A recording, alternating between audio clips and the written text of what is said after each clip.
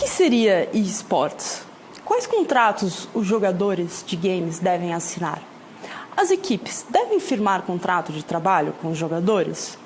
A legislação brasileira do esporte é aplicável ao eSports?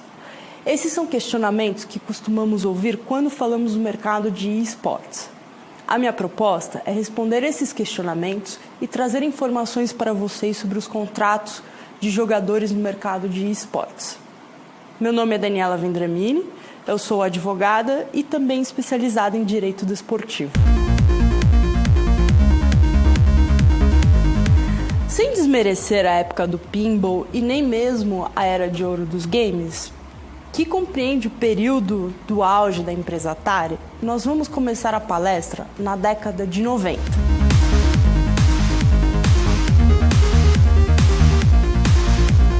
Na década de 90, os videogames já eram bem populares.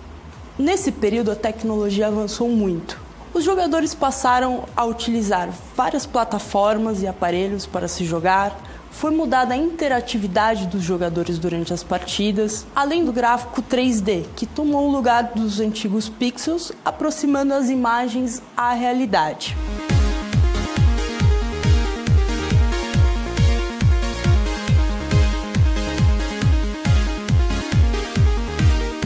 O mais importante de tudo isso é que foi modificada a conectividade dos aparelhos. A internet permitiu que vários jogadores pudessem acessar uma mesma partida simultaneamente. Esse acesso ficou conhecido como multiplayer online. Atualmente, 62% dos jogadores jogam online ou contra alguém presencialmente. Esse foi o ponto de partida para que o eSports acontecesse.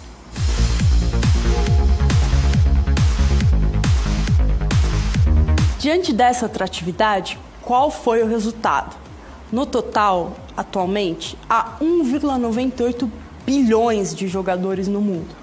E, segundo estimativas, esse mercado movimentou 91,5 bilhões de dólares, sendo que 30 bilhões de dólares correspondem ao mercado de tablets e celulares.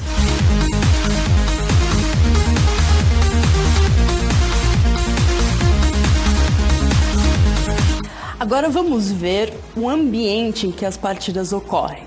Alguns campeonatos já se tornaram grandes eventos.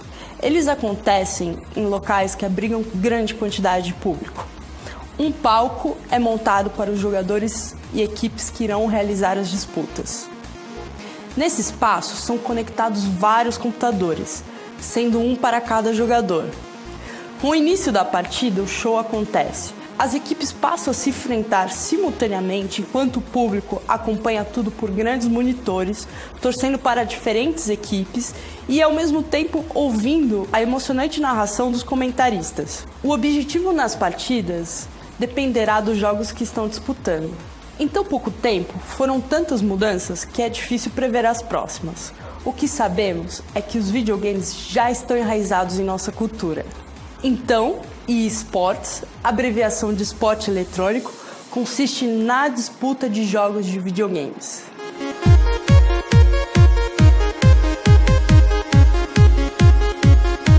Como já estamos situados, agora veremos sobre os contratos que os jogadores de games devem assinar.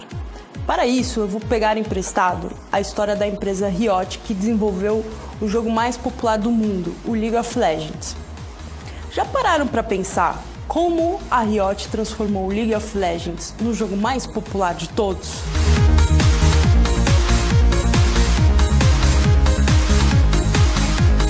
Riot Games é a fabricante do jogo League of Legends. Além do desenvolvimento do jogo, ela também organiza os eventos, executa as produções e faz a transmissão de algumas partidas para milhares de telespectadores. Aliás, é ela o órgão responsável pela League of Legends Championship Series, uma liga profissional conduzida pela divisão de esportes da empresa. Para se evitar atrasos no pagamento dos jogadores, aliciamento, troca-troca de jogadores de equipes durante um mesmo torneio e também deduções não aprovadas nas premiações, a Riot Games emitiu um padrão de regras a ser inserido nos contratos dos jogadores. O motivo disso? Perceberam que a veiculação desse tipo de notícia era prejudicial à indústria em desenvolvimento. Eles entenderam que a profissionalização da indústria estava intimamente ligada à existência de regras claras dos torneios e das ligas. Pois bem, diante desse cenário, o mais importante é que os contratos com os jogadores sejam completos, específicos e direcionados à indústria, além de respeitarem as normas nacionais e internacionais e as regras da modalidade. Os contratos com os jogadores são essenciais. Eles devem beneficiar tanto as organizações quanto os jogadores. Este é provavelmente um dos documentos mais importantes que os jogadores vão assinar nas suas carreiras, relativamente curtas, mas esperançosamente lucrativas. Afinal, e que contratos são esses? Os jogadores assinam com os proprietários das equipes, os provedores de transmissão, as ligas e os patrocinadores. São vários contratos que eles assinam. Certamente esse emaranhado causa dúvidas sobre as questões legais envolvidas.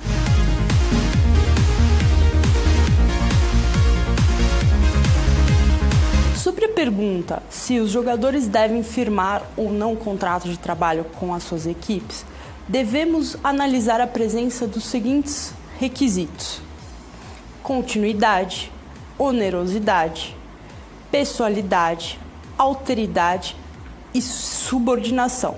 Se tiverem presentes esses requisitos, a relação deve sim ser formalizada e feito contrato de trabalho. Caso contrário, há outras opções de contrato, como é o caso do contrato de recebimento de incentivos materiais e de patrocínio. Em outras palavras, se a relação com o jogador parecer uma relação de emprego tal como conhecemos, por haver subordinação, alta carga horária ou controle de horários, entre outros fatores, deve sim ser formalizado o contrato de trabalho com o jogador com a associação ao sindicato dos comerciários. Devemos também nos atentar às regras dos jogos e dos torneios, pois dependendo do caso, haverá a exigência da própria desenvolvedora do jogo da formalização do contrato. A Riot Games, para a temporada de 2017, pretende exigir que os jogadores e os treinadores tenham um contrato de trabalho para poderem jogar nas competições norte-americanas e europeias do League of Legends.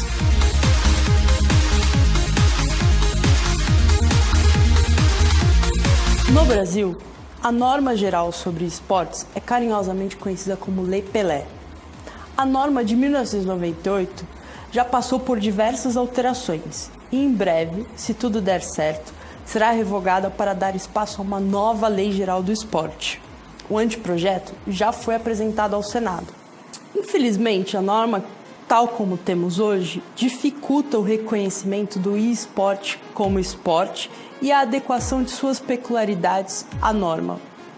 De qualquer modo, relevante dizer que os juristas que participaram das reuniões para apresentar o anteprojeto para uma nova Lei Geral do Esporte não ignoraram o mercado de 61 milhões de gamers no Brasil. É possível sim a aplicação da Lei Pelé ao esportes.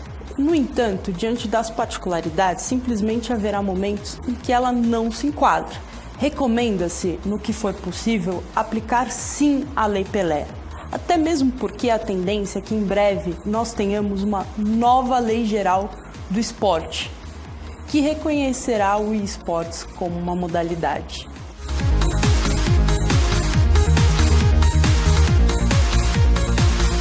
Vamos à conclusão e rever alguns pontos.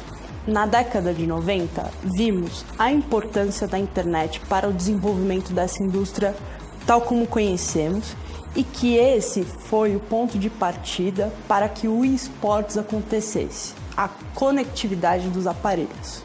Verificamos também o ambiente em que as partidas ocorrem, concluindo que esportes consiste na disputa de jogos de videogame. Os jogadores assinam com os proprietários das equipes, as ligas, os provedores de transmissão e os patrocinadores. são vários contratos assinados e o mais importante é que eles sejam completos, específicos e direcionados à indústria. Lembrando que estamos lidando com um dos momentos mais importantes dos jogadores e o acerto de expectativas é muito importante, além do fato de que ter regras claras compromete e promete o desenvolvimento dessa indústria. Sobre o contrato de trabalho com os jogadores, devemos sempre analisar se a relação parece uma relação de emprego. Se sim, formalizar isso. No entanto, há outras opções de contratos que podem ser firmados. Como a tendência no mundo e também do anteprojeto apresentado é pelo reconhecimento do eSports como uma modalidade esportiva, eu recomendo que vocês utilizem, no que for possível, a Lei Pelé nos contratos e em toda a estrutura que vocês forem montar da modalidade. Pessoal, aqui a tarefa foi um pouco árdua porque eu precisava passar a mensagem de forma clara e simples para um grande público-alvo.